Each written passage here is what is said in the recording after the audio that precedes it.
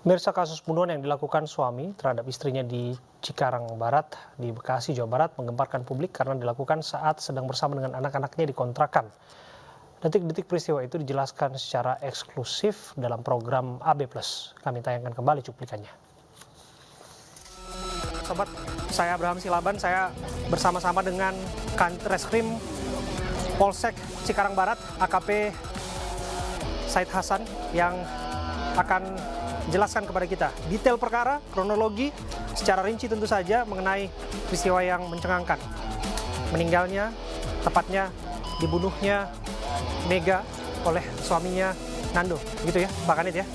Kita boleh langsung lihat TKP, Pak Kanit.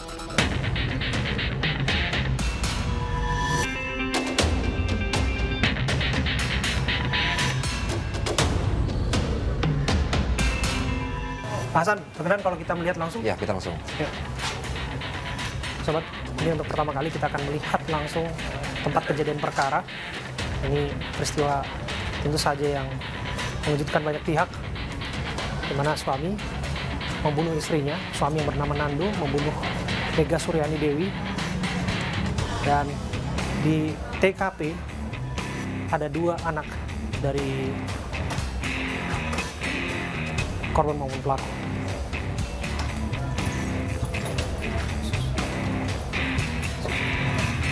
Ya, sobat, kita langsung masuk.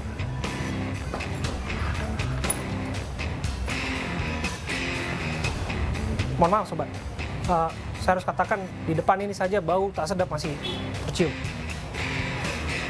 Kita langsung masuk.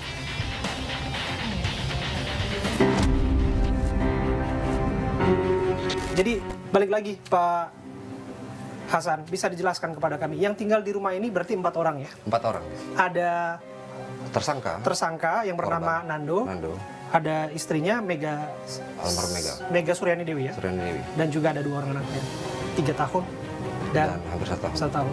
Bisa jelaskan kepada kami kronologi itu ketika kekerasan dilakukan dan pada akhirnya berujung pembunuhan seperti apa ya? Jadi kejadian tersebut terjadi pada hari Kamis malam 7 September 2023 sekira pukul 22.00 waktu Indonesia bagian Barat. Okay. Sebelum terjadi aksi pembunuhan tersebut, di sini tersangka dan korban sempat terjadi cekcok dan beradu mulut. Saat itu tersangka sempat menampar korban sebanyak 1 kali ke pipi kirinya, lalu mencekik leher korban menggunakan tangan kiri, lalu membawa korban ke arah dapur, menyeret korban ke arah dapur. Ke sini ya? Ya. Maaf. Ya. Dan disinilah terjadi aksi pembunuhan tersebut. Mohon maaf, kita nggak bisa terlalu ke dalam ya. Jadi di sini kebetulan posisi pisau dapur saat itu ada di pojok sana, di dekat sana. Kemudian pisau itulah yang kebetulan digunakan oleh tersangka langsung secara spontan untuk menghabisi nyawa korban. Spontan? Spontan. Ini tidak direncanakan sama sekali? Tidak. Begitu keji, Pak Hasan, Anda menyatakan ini tidak direncanakan sama sekali? Ya, ini sangat spontan karena saat itu tersangka tersulut emosi ya. Karena murni motifnya karena sakit hati dipicu oleh faktor ekonomi keributannya. Keributannya oleh faktor ekonomi? Betul. Oke, jadi dirasa bahwa suami tidak memenuhi ekspektasi atau seperti apa? Lebih kurang seperti itu karena perbedaan penghasilan. Jadi pada saat peristiwa pembunuhan tersebut kita bisa lihat di sini ada sekat. Ini ada sekat ya? Sekat Coba lemari. sini. Dan lemari inilah yang digunakan menjadi pembatas antara tempat istirahat antara korban dan tersangka di sini, dan tempat istirahat kedua anaknya di sini. Ini kita bisa lihat ada kasurnya kedua anaknya. Coba sebentar, ayo kita lihat. Ini dia. Oke. Di sini ya? Di sini. Posisinya ini sebelumnya ini ada di bawah. Jadi disinilah tempat kedua anaknya tersebut istirahat. Posisinya kasur ini ada di bawah dan kedua anaknya tertidur pulas di sini. Dan jadi di sini ada pembatas lemari tempat mereka beristirahat.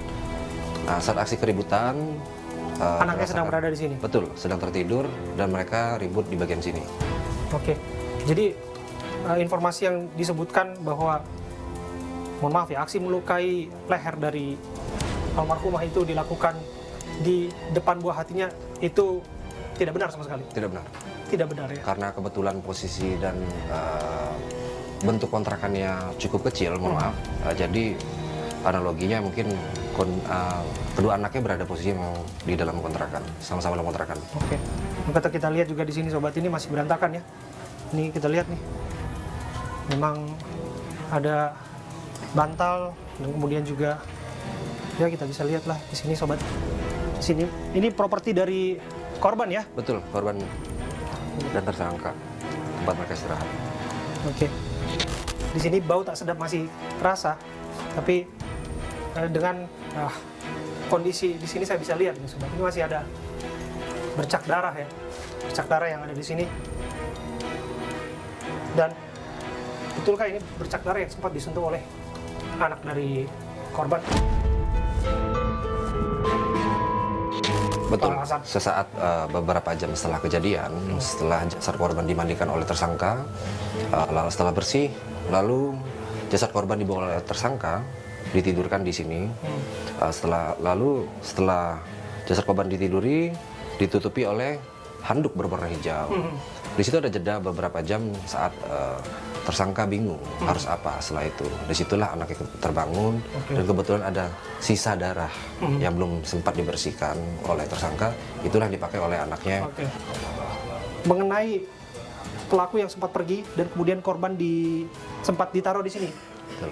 dan dimandikan, kami dengar Sesaat setelah korban dipastikan meninggal dunia, dibawa ke dalam. dibawa ke dalam lalu dimandikan, dibersihkan, sangat bersih. Setelah bersih lalu jasad korban ditiduri di sini dan langsung diselimuti menggunakan selimut berwarna hijau. Kami dapat informasi juga bahwa pelaku membersihkan darah dari korban menggunakan baju anaknya. Menggunakan baju anak yang kebetulan sudah tidak dipakai lagi. Oke. Dan itu yang digunakan untuk melap itu. Betul. Oke. Dan kemudian di sinilah kemudian dibaringkan. Betul. Di sini sempat dibaringkan korban.